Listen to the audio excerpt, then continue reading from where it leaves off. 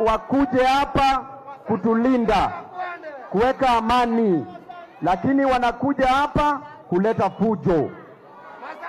Hawa mapolisi wako na watoto shule, wako nayo ama wana? Wanalipa fee ama walipi fee? Tukiwapigania haki yao ni mbaya ama ni mzuri? Hawa mapolisi ambao unaona hapa nje wanaishi kwa nyumba ya mkebe, wanaishi huko ama waishi huko? Tukisema wapewe affordable housing ni mbaya ama ni mzuri? Wanakuja kutupiga hapa kwa nini? Na wako na shida kushinda Wakenya sana. Mapolisi ambao unaona hapa si wako kwa CRB? Si wako na madeni?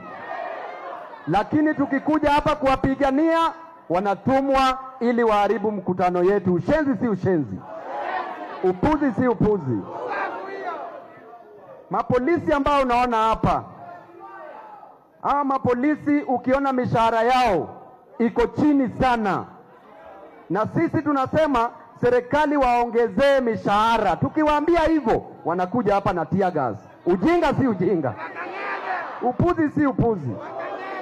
Jamani, sisi tumekuja tu, we are not the enemy of the government. Linda Mwananchi is not the enemy of the state. Linda Mwananchi is the defender of the people.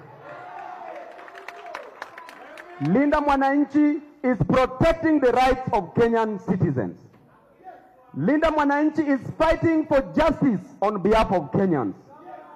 Those who are killed, it is Linda Mwananchi who is putting pressure on the government to compensate their families. Linda Mwananchi is ensuring that every Kenyan gets employed. Kwa sababu serikali walituahidi wakasema kila mwaka kila kijana hapa atapata 1 million jobs. Uko na kazi hauna? Uko na kazi hauna? Serikali ilituambia mama mboga atagraduate kutoka kwa kuuza mboga kukuwa na supermarket. Uko na supermarket ama una?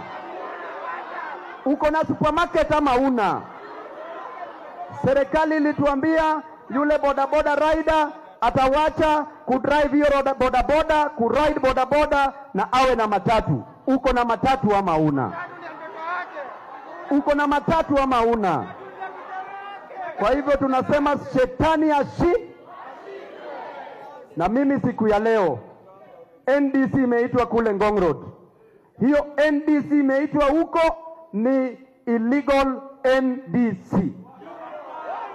Maanake siku ya leo hapa tuko na Secretary General wa party cha ODM ambaye anaitwa Edwin Sifuna.